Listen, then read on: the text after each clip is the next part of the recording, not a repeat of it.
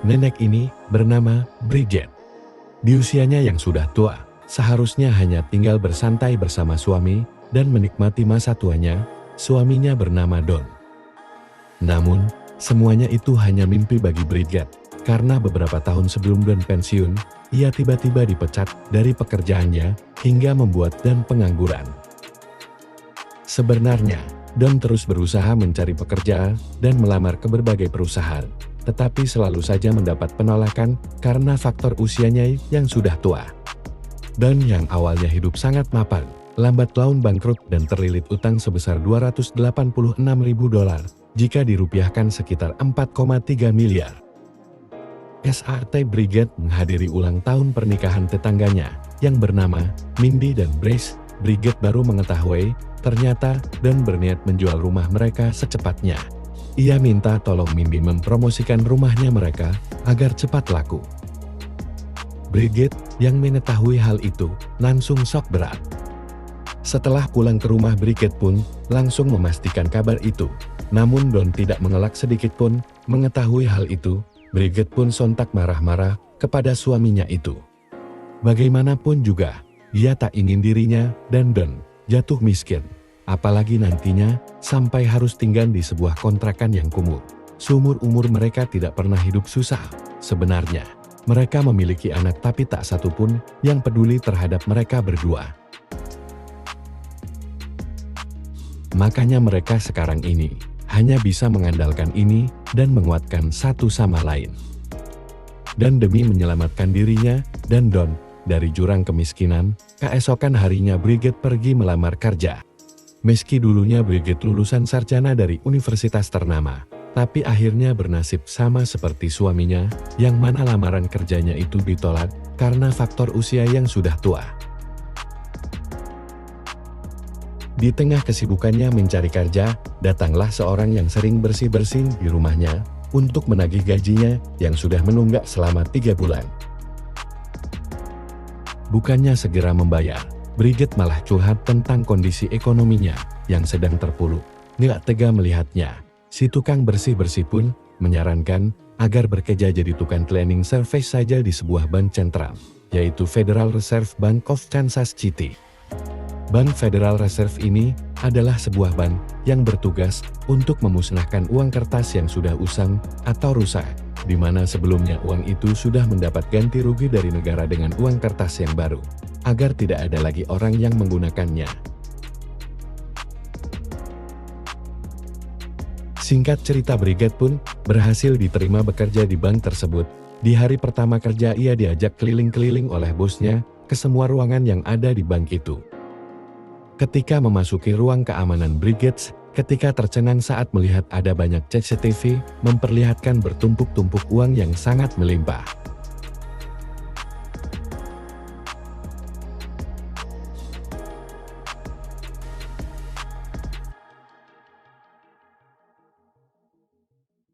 Tidak lama kemudian Bridget diajak ke ruang penghancur uang. Di sana sudah ada petugas yang bernama Nina yang bertugas untuk menghancurkan uang.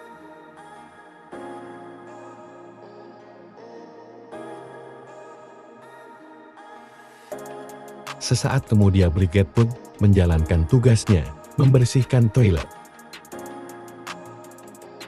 Sepulang kerja, Bridget sebenarnya sudah lelah, masih harus memasak untuk makan malam. Sewaktu menghidupkan keran, Bridget pun kaget karena kerannya bocor. Bridget kemudian bergegas pergi membeli keran yang baru. Dan di saat sedang sibuk memilih keran, Bridget tidak sengaja melihat sebuah gembok yang sama persis yang digunakan pihak bank untuk mengunci box uang yang akan dihancurkan. Tanpa pikir panjang, Bridget pun membeli gembok itu. Besoknya selagi mengerjakan tugasnya sebagai cleaning service, Bridget ternyata memata-matai sistem keamanan yang ada di bank tersebut. Berdasarkan penjelasan dari manajer bank yang bernama Glover, gembok kunci box uang usang itu ternyata dibuat secara khusus oleh pihak bank dan hanya 3 orang yang diberi kepercayaan untuk memegang kunci gembok itu, yaitu Badan Pemeriksaan Keuangan, agen Wayne dan petugas penghancur uang. Di rumah, Bridget langsung membuat rencana untuk menembus sistem keuangan bank tempatnya bekerja. Brigit kepikiran untuk mencuri uang usang itu, agar dapat melunasi semua hutangnya. Sementara itu, Dan terlihat memasang pelang iklan untuk menjual rumahnya. Dan keesokan harinya, Brigit segera mencari partner yang bisa diajak kerjasama untuk mencuri uang usang itu. Awalnya Brigit kesusahan mencarinya, mengingat pekerja di sana menjunjung tinggi kejujuran. Namun waktu jam kerja telah berakhir. Brigit tiba-tiba kepikiran mengajak Nina menjadi partner mencurinya.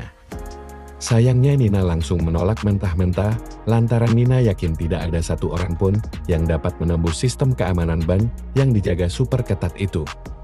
Brigit yang mendengarnya segera memberitahu Nini kalau mereka bisa menyembunyikan uang curiannya nanti di tong sampah, karena itulah satu-satunya tempat yang luput dari pengawasan petugas keamanan.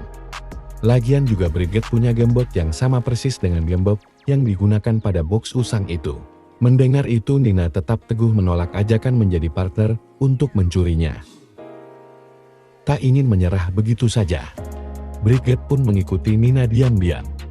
Lalu Brigit pun mendapatkan sebuah fakta tentang Nina yang ternyata adalah seorang single parent yang harus membesarkan 2 orang anaknya sendirian. Meski Nina tamatan SMP, tapi ia berharap bisa menyekolahkan anak-anaknya lebih tinggi. Gak hanya itu, Nina sebenarnya ingin anak-anaknya mengenyam pendidikan di sekolahan yang bagus. Namun apalah daya gaji Nina sebagai penghancur uang gak akanlah cukup untuk membayar semua biayanya. Setelah mengetahui semua fakta itu, besoknya Brigit pun memasukkan brosur sekolahan yang bagus ke loker milik Nina. Ketika Nina sedang mengerjakan pekerjaannya, ia mendadak teringat dengan penawaran Brigit kemarin. Nina seketika berubah pikiran. Kini ia bersedia menjadi partner mencuri bersama Brigit, asalkan Brigit berjanji akan bertanggung jawab sepenuhnya dengan keselamatan anak-anaknya jika sesuatu hal yang buruk menimpa dirinya. Setelah itu Brigit pun ngajakin Nina untuk mengajak satu orang lagi, yaitu seorang petugas yang sering bolak-balik mengantarkan box uang yang akan dihancurkan Nina. Nama petugas itu adalah Jackie. Dan di luar dugaan mereka, Jackie menerima ajakan untuk mencuri uang usang itu begitu aja tanpa perlu memerlukan waktu sedikit pun untuk memikirkannya. Hal itu lantaran Jackie sudah muak jadi orang miskin. Lalu Brigit pun memberitahu Jackie dan Nina kalau pencuriannya akan dimulai saat ia memberikan kode isyarat dengan mengusap alisnya. Besok paginya Brigit menyimpan gemboknya di balik ikan pinggangnya yang besar, agar dirinya lolos dari pemeriksaan keamanan ban. Setelah itu Brigit menyimpan gemboknya di loker miliknya. Ketika jam makan siang tiba, Brigit memberikan kode pada Nina dan Jackie untuk segera mengeksekusi rencana pencurian mereka. Namun tanpa disangka-sangka Jackie mendadak berubah pikiran.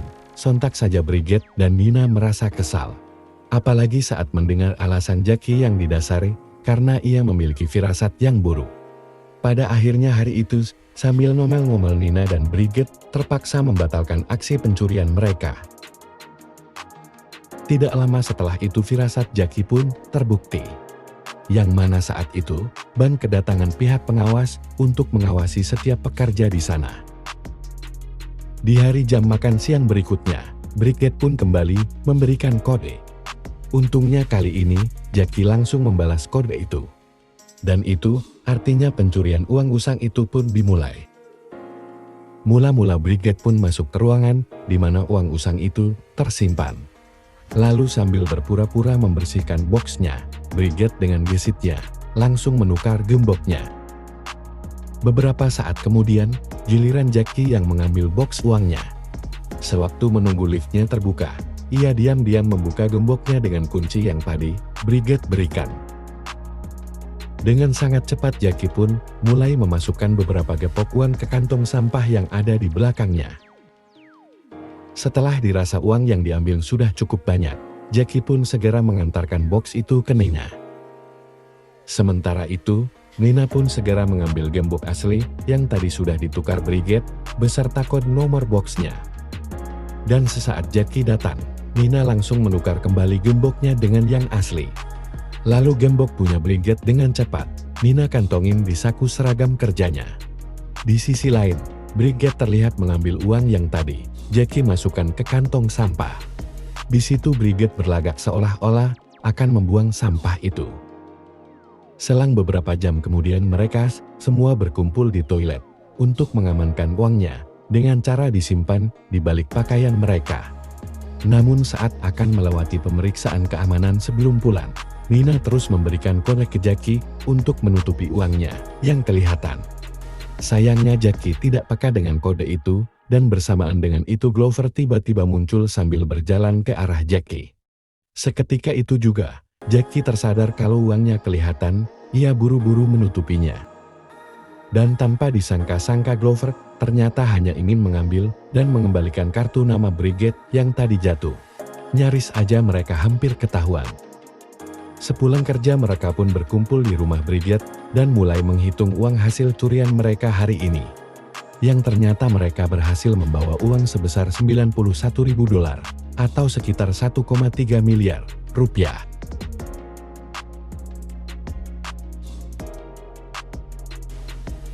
Dan betapa kagetnya Don saat melihat semua uang itu. Namun begitu tahu uang itu hasil curian, Don pun meminta istrinya untuk tobat. Karena kalau sampai ketahuan, Bridget akan dijebloskan ke penjara. Bukannya menuruti nasihat Don, Bridget malah bersikeras akan terus melakukan pencurian itu. Lagian, kalau dipikir-pikir lagi, Bridget tidak sepenuhnya mencuri. Mengingat uang yang sudah usang itu akan dihancurkan.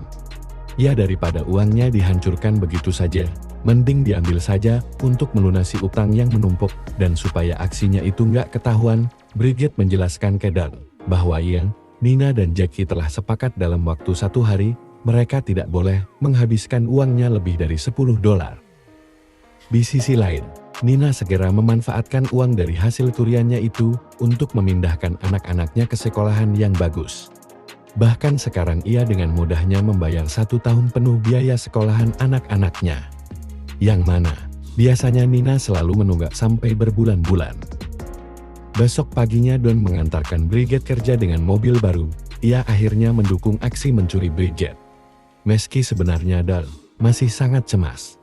Tapi Bridget yang pekas, lalu saja berhasil menenangkannya, dan sejak saat itu, Bridget, Nina dan Jackie nggak pernah melewatkan 1 hari pun tanpa mencuri uang.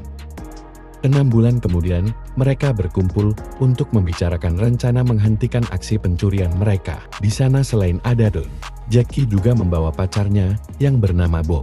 Sesuai dengan kesepakatan di awal, mereka akan berhenti setelah mendapatkan sejumlah uang yang dibutuhkan. Namun Bridget tidak setuju dengan kesepakatan itu, ia tetap bersikeras ingin melanjutkannya, karena dengan cara seperti itulah hidup mereka sekarang bisa makmur dan sejahtera. Nina yang mendengarkannya, jelas saja menantangnya. Ia memperingati Bridget agar tidak menjadi manusia yang tidak serakah. Karena keserakahan itu akan membuat mereka menjadi sengsara.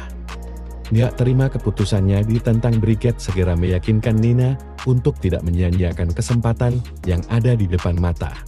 Bridget masih yakin, masih ada banyak hal yang ingin Nina lakukan. Dan akhirnya Bridget pun berhasil meyakinkan Nina dan juga Don. Beberapa hari kemudian Bridget ketahuan oleh Nina jika dirinya baru saja membeli berlian seharga $62.000. Takut hal itu menimbulkan kecurigaan, Nina langsung membuang berlian Bridget ke kloset. Ketika mereka akan kembali mencuri, Nina tidak sengaja menjatuhkan kunci gembok yang asli ke dalam wastafel. Sialnya jam waktu istirahat Nina sudah habis dan ia pun mau tidak mau harus kembali bekerja. Di ruang penghancuran uang, Nina terus mengulur-ulur waktunya untuk membuka box uangnya. Sementara itu Bridget masih memikirkan cara untuk mengambil kunci itu. Hingga membuat Glover jadi curiga.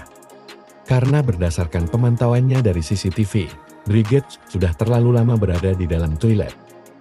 Begitu Glover masuk, Bridget langsung mengelabui atasannya itu dengan berakting seakan-akan dia capek karena setiap harinya terus membersihkan kotoran manusia yang menempel di toilet. Merasa ucapan Bridget cukup logis, Glover pun mempercayainya. Bridget pun buru-buru masuk ke ruang kerja Nina sambil membawa kunci yang tadi dipegang oleh Jackie. Ia lalu melempar kunci itu ke Nina. Namun saat Nina mencoba membuka gembok boxnya, Nina lupa menyembunyikan kunci yang asli, dan itu tanpa sengaja dilihat petugas keamanan yang bernama Bri. Ketika waktunya pulang, Bri langsung memastikan kecurigaannya.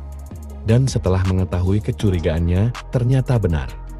Bri di situ segera meminta Nina untuk berhenti mencuri. Atas kejadian itu Brigit, Jackie dan Nina mencari cara agar Bri jangan sampai melaporkannya ke polisi. Brigit lalu menyarankan Nina untuk menggoda dan membujuk Bri bergabung dengan mereka. Besoknya pun Nina berdandan secantik mungkin, dan di luar dugaannya Bri ternyata bersedia bergabung dengan komplotan mencuri Nina. Sejak Bri resmi bergabung aksi mencuri Brigit, Nina dan Jackie pun terasa sangat mulus.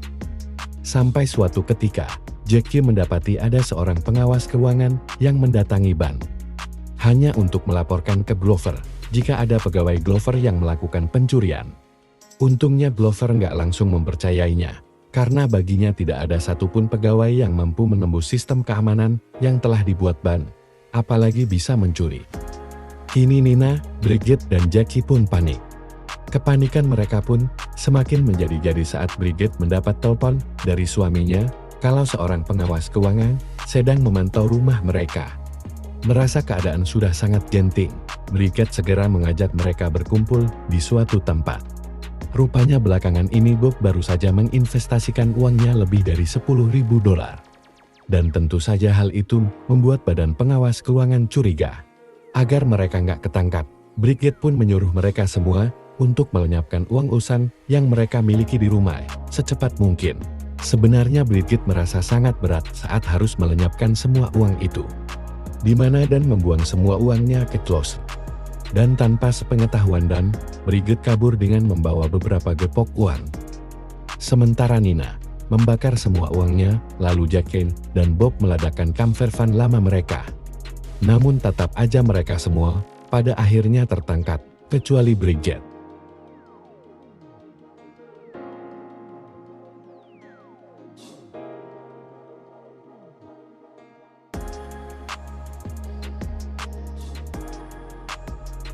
Rupanya Brigit pergi bersembunyi di hotel mewah, sewaktu Brigit lagi asik minum kopi di restoran hotel. Ia tiba-tiba didatangi seseorang pengawas keuangan, dan tanpa takut sedikit pun, Brigit bilang ke si pengawas keuangan itu, bahwa dia tidak akan pernah bisa menangkapnya. Selain karena dia bukan seorang polisi, dan dia juga tidak punya bukti yang kuat untuk menjebloskan Brigit ke penjara. Setelah puas mengatakan itu, Brigit pun pergi meninggalkan pengawas itu sendirian. Ia lalu menyewa Bray sebagai pengacara suami dan teman-temannya. Gak lama kemudian mereka pergi ke kantor polisi, dikarenakan polisi tidak punya bukti yang kuat. Mereka semua pun akhirnya dibebaskan. 8 bulan kemudian, Brigit mengajak Nina dan Jackie ketemuan di sebuah kafe langganan mereka dulu. Setelah sekian lama tidak bertemu, satu persatu dari mereka mulai menceritakan kehidupan mereka masing-masing selama 8 bulan terakhir, di mana Nina akhirnya menikah dengan Bri, sementara Jackie sudah bekerja sebagai pramusaji. Lalu ketika giliran Brigit cerita, ia malah mengajak Nina dan Jackie ke ruang bawah tanah yang ada di cafe tersebut. Rupanya selama ini Brigit selalu menyisihkan dan mengumpulkan uang kuryanya itu di ruang bawah tanah tersebut. Sehingga mereka pun masih memiliki uang yang sangat banyak.